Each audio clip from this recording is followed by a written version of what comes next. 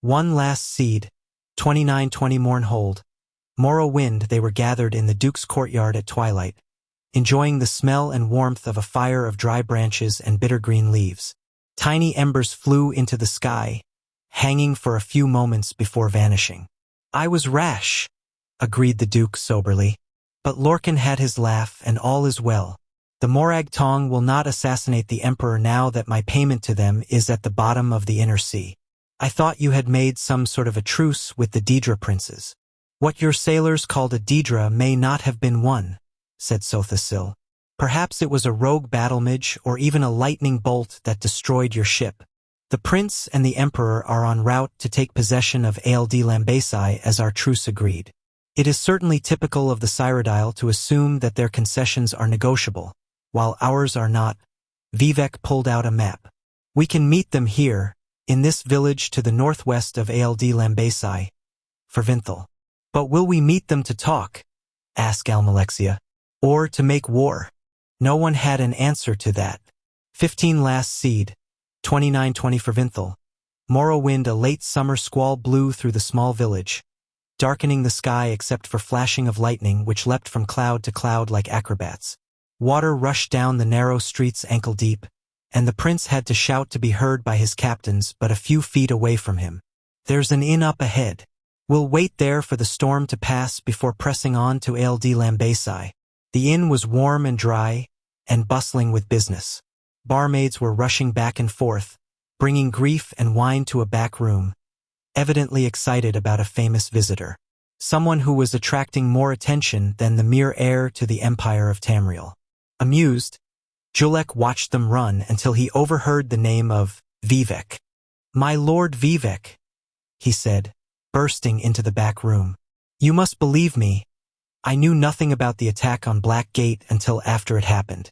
We will, of course, be returning it to your care forthwith. I wrote you a letter to that effect at your palace in Balmora, but obviously you're not there. He paused, taking in the many new faces in the room. I'm sorry. Let me introduce myself. I'm Julek Cyrodiil. My name is Almalexia, said the most beautiful woman the prince had ever seen. Won't you join us? Sothasil, said a serious-looking Dunmare in a white cloak, shaking the prince's hand and showing him to a seat. Indoral Brindisi Doram, Duke Prince of Mornhold, said the massively built man next to him as he sat down. I recognize that the events of the last month suggest, at best, that the Imperial Army is not under my control, said the prince after ordering some wine. This is true. The army is my father's. I understood that the Emperor was going to be coming to Ald Lambesi as well, said Almalexia. Officially he is, said the prince cautiously. Unofficially, he's still back in the Imperial City. He's met with an unfortunate accident. Vivek glanced the Duke quickly before looking at the prince. An accident? He's fine, said the prince quickly. He'll live, but it looks like he'll lose an eye. It was an altercation that has nothing to do with the war. The only good news is that while he recovers, I have the use of his seal. Any agreement we make here and now will be binding to the Empire, both in my father's reign and in mine. Then let's start agreeing, smiled Almalexia. 16 last seed, 2920 Rothnaga. Cyrodiil. The tiny hamlet of Rothnaga greeted Kasser with its colorful houses perched on a promontory overlooking the stretch of the Rothgarian mountain plain and high rock beyond. Had he been in a better mood, the sight would have been breathtaking. As it was, he could only think that in practical terms, a small village like this would have meager provisions for himself and his horse. He rode down into the main square, where an inn called the Eagle's Cry stood. Directing the stable boy to house and feed his horse, Kasser walked into the inn and was surprised by its ambience. A minstrel he had heard play once in Gilverdale was performing a jaunty old tune to the clapping of the mountain men. Such forced merriment was not what Kasser wanted at that moment. A glum Dunmare woman was seated at the only table far from the noise, so he took his drink there and sat down without invitation. It was only when he did so that he noticed that she was holding a newborn baby. I've just come from Morrowind, he said rather awkwardly, lowering his voice. I've been fighting for Vivek and the Duke of Mornhold against the Imperial Army. A traitor to my people, I guess you'd call me. I am also a traitor to my people, said the woman, holding up her hand which was scarred with a branded symbol. It means that I can never go back to my homeland. Well, you're not thinking of staying here, are you? Laughed Kasser. It's certainly quaint, but come wintertide, there's going to be snow up to your eyelashes. There's no place for a new baby. What is her name? Bosriel. It means beauty of the forest. Where are you going? Dwinnen, on the bay in High Rock. You're welcome to join me. I could use the company. He held out his hand. Kasser Whitley. Turala, said the woman after a pause. She was going to use her family's name first, as is tradition, but she realized that it was no longer her name. I would love to accompany you, thank you. 19 Last Seed, 2920 LD Lambasai. Morrowind. 5 men and 2 women stood in the silence of the great room of the castle, the only sound the scrawl of quill on parchment and the gentle tapping of rain on the large picture window. As the prince set the seal of Cyrodiil on the document, the peace was made official. The Duke of Mournhold broke out in a roar of delight, ordering wine brought in to commemorate the end of 80 years of war. Only Sotha Sil stood apart from the group. His face betrayed no emotion. Those who knew him best knew he did not believe in endings or beginnings, but in the continuous cycle of which this was but a small part. My prince, said the castle steward, unhappy at breaking the celebration. There is a messenger here from your mother, the Empress.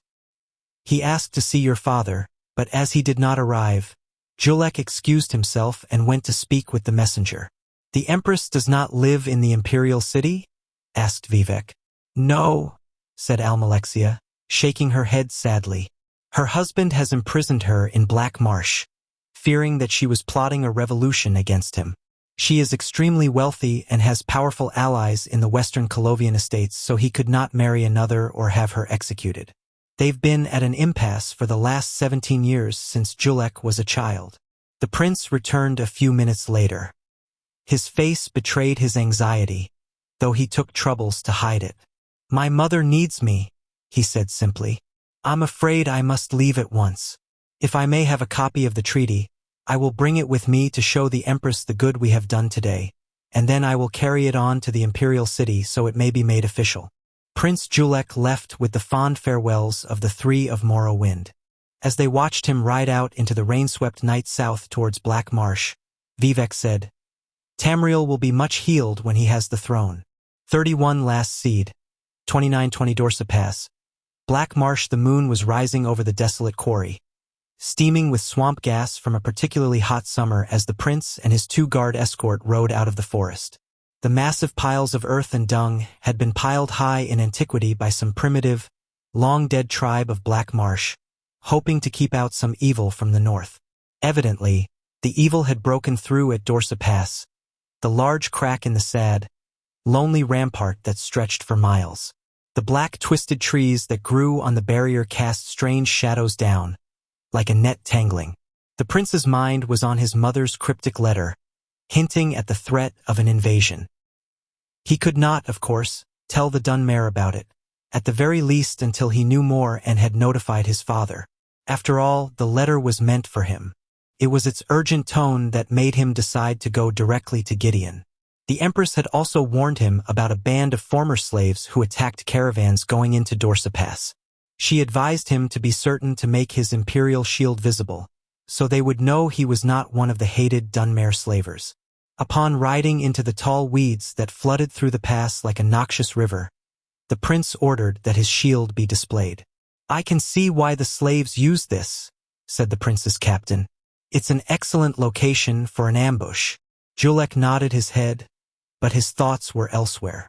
What threat of invasion could the Empress have discovered? Were the Akaviri on the seas again? If so, how could his mother from her cell in Castle Giovis know of it? A rustle in the weeds and a single sharp human cry behind him interrupted his ponderings. Turning around, the prince discovered that he was alone. His escort had vanished. The prince peered over the stretch of the moonlit sea of grass which waved in almost hypnotic patterns to the ebb and flow of the night wind billowing through the pass. It was impossible to tell if a struggling soldier was beneath this system of vibrations, a dying horse behind another. A high, whistling wind drowned out any sound the victims of the ambush might be making. Julek drew his sword and thought about what to do, his mind willing his heart not to panic. He was closer to the exit of the pass than the entrance. Whatever had slain his escort must have been behind him. If he rode fast enough, perhaps he could outrun it. Spurring his horse to gallop, he charged for the hills ahead, framed by the mighty black piles of dirt. When he was thrown, it happened so suddenly, he was hurtling forward before he was truly conscious of the fact. He landed several yards beyond where his horse had fallen, breaking his shoulder and his back on impact. A numbness washed over him as he stared at his poor, dying steed, its belly sliced open by one of several spears jutting up just below the surface of the grass. Prince Julek was not able to turn and face the figure that emerged from the grass, nor able to move to defend himself. His throat was cut without ceremony. Miramer cursed when he saw the face of his victim more clearly in the moonlight. He had seen the emperor at the Battle of Bodrum when he had fought in his Imperial Majesty's command, and this was clearly not the emperor. Searching the body, he found the letter and a treaty signed by Vivek, Almalexia, Sothasil, and the Duke of Mournhold representing Morrowind and the Prince Julek Cyrodiil, representing the Cyrodiil Empire. "Curse my luck," muttered Miramer to himself and the whispering grass. "I've only killed a prince. Where's the reward in that?" Miramer destroyed the letter, as Zook had instructed him to do, and pocketed the treaty. At the very least, such a curiosity would have some market value. He disassembled the traps as he pondered his next step. Return to Gideon and ask his employer for a lesser reward for killing the heir. Move on to other lands? At the very least, he considered, he had picked up 2 useful skills from the Battle of Bodrum. From the Dunmare, he had learned the excellent spear trap. And abandoning the Imperial army, he had learned how to skulk in the grass. The year is continued in Hearthfire.